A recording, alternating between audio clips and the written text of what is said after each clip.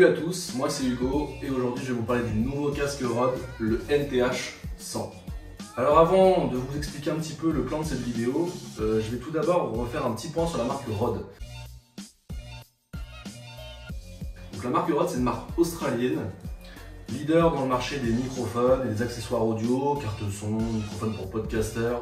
Donc ils sont leaders depuis maintenant quelques années, ils ont la particularité de faire des produits très bien finis, avec une conception particulièrement robuste et un fonctionnement très simple.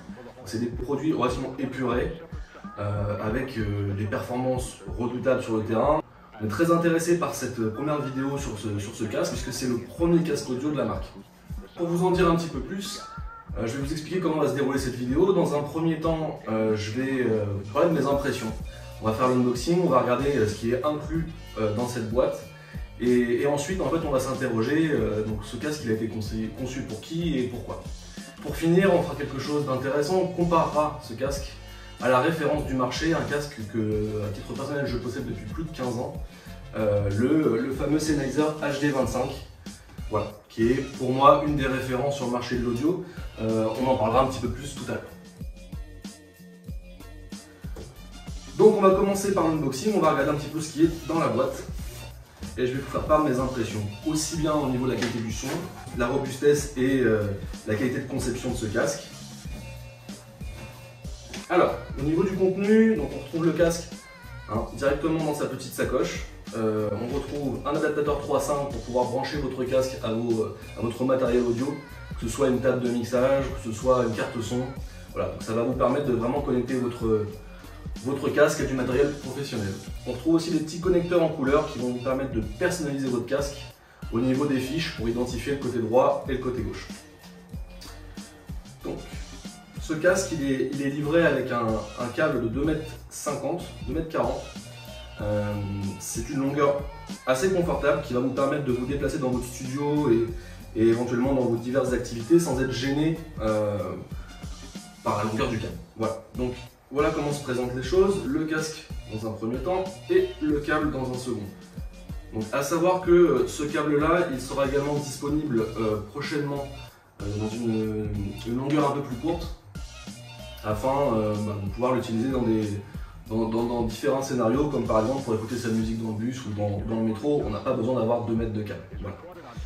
Alors, au niveau de mes impressions, donc déjà on est sur un casque extrêmement qualitatif au niveau de la conception, on retrouve de l'Alcantara. Pour rappel, l'Alcantara c'est quand même un matériau noble qui est utilisé globalement dans l'automobile et dans la mode, dans le luxe. C'est un matériau très doux, assez agréable au toucher, donc très confortable et qui va avoir la particularité de durer dans le temps s'il est bien entretenu sans aucun souci. Donc voilà, première impression, casque assez lourd, 350 grammes, c'est un peu plus que certains casques concurrents comme le HD25. On est sur un produit qui reprend l'ADN de la marque, on le voit tout de suite. On a des matériaux vraiment robustes, on a un système qui finalement va être très simpliste mais très efficace au niveau du réglage. Vous allez pouvoir ici, hop, verrouiller et vraiment l'installer parfaitement au format de votre tête et avoir un casque confortable.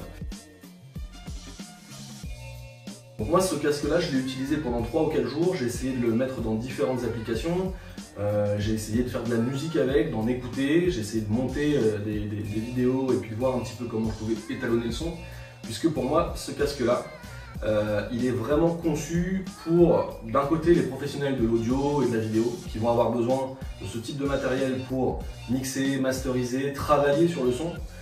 Pour moi on est plus sur un casque qui va permettre de finaliser un projet que uniquement de l'écouter, et voilà, c'est un petit peu plus profond comme casque que juste quelque chose qui va servir au loisir. Donc il est vraiment fait pour moi pour le studio et il va pouvoir derrière avoir une seconde application dans la vie de tous les jours, puisque le casque il est élégant, il n'est pas énorme, on reste sur un format assez compact et il est très discret et plutôt élégant. Voilà. Ce qui moi m'a beaucoup plu, c'est la dynamique de ce casque. La dynamique de ce casque elle est extrêmement intéressante.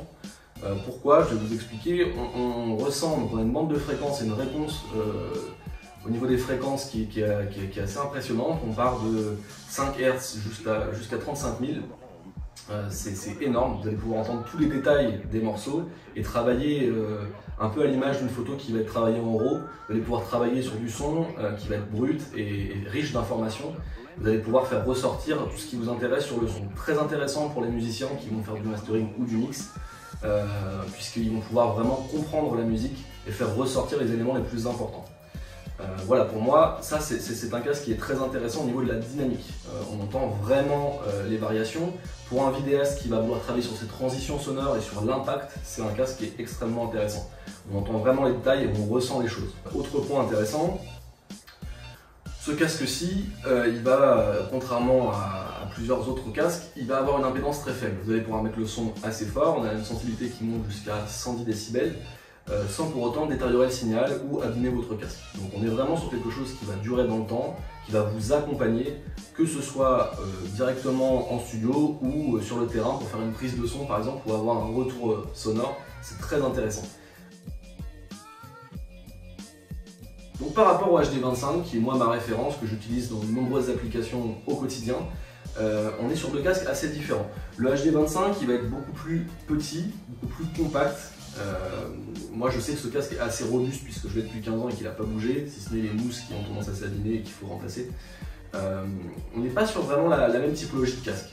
Les deux sont fermés et dynamiques, donc ils vont avoir la même application pour ce qu'on expliquait tout à l'heure pour les professionnels de l'audio par exemple.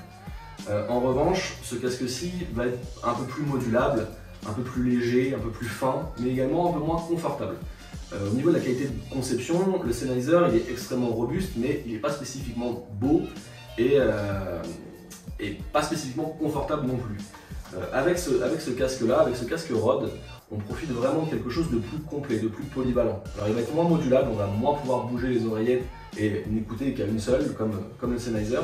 En revanche, sur de longues heures de travail et d'écoute, le casque Rode est beaucoup plus performant, beaucoup plus intéressant.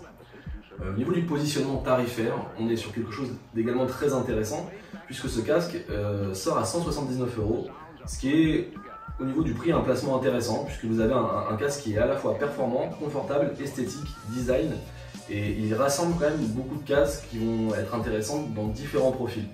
Le Sennheiser est aujourd'hui un petit peu moins cher, mais il a plus de 25 ans d'existence et la tarification a récemment bougé et redescendu un tout petit peu.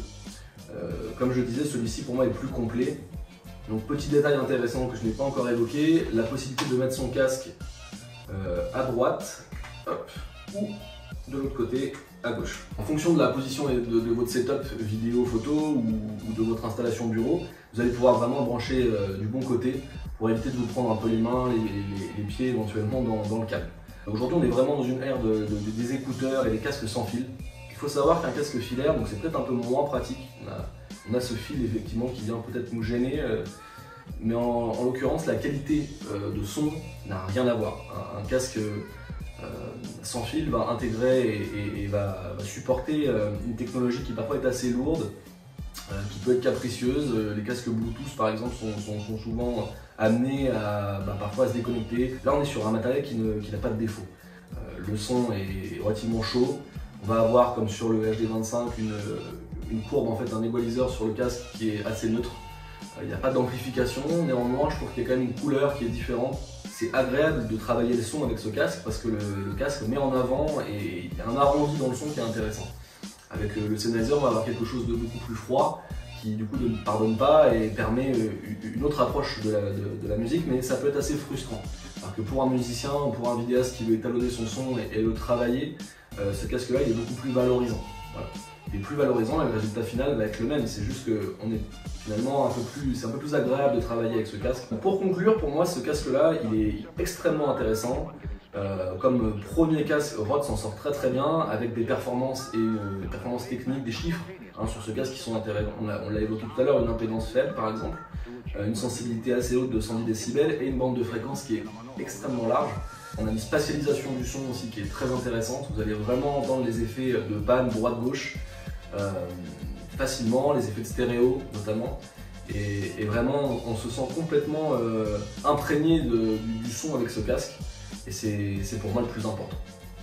Voilà, donc pour conclure, un casque pour professionnels extrêmement bien fini, mais qui pourra aussi convenir à une application lifestyle et à des applications plus communes comme par exemple les DJ ou simplement écouter sa musique dans la rue. Voilà, donc c'était notre première review sur ce casque, le casque Rode NTH 100. Je vous invite à nous poser toutes vos questions en commentaire, on y répondra au plus vite. C'était Hugo, à très vite.